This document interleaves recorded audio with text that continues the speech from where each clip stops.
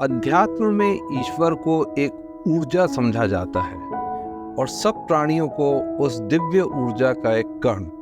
पर इस 3D दुनिया में हमारा शरीर हमें एक आइडेंटिटी देता है और हमारे 5 सेंस हमें लिमिट में बांध देता है। ये आइडेंटिटी और लिमिट ईगो कहलाता है।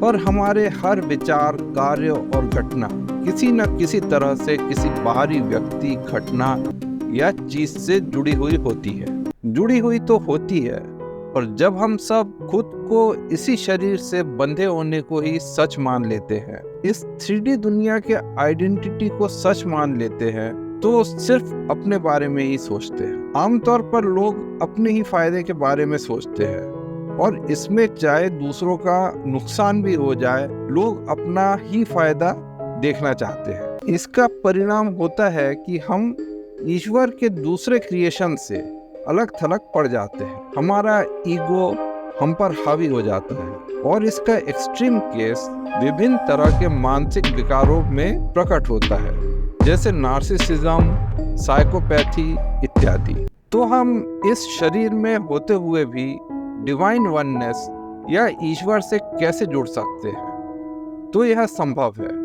जब हमारे अंदर दूसरों के प्रति कंपैशन हो, अंडरस्टैंडिंग हो, सेंसिटिविटी हो। इसका सबसे आसान इंडिकेटर है जब हम दूसरों की बुराई नहीं करेंगे, दूसरों के प्रति नकारात्मक विचार या जेलसी या कंपटीशन की भावना, यह सब समाप्त कर देंगे, तो हम इस डिवाइन वननेस की ऊर्जा में रहेंगे। जब हम दूसरों के प्रति कंपैशन, अंडरस्टैंडिंग और सेंसिटिविटी रखते हैं, तो हम शरीर के लिमिट्स के परे हो जाते हैं।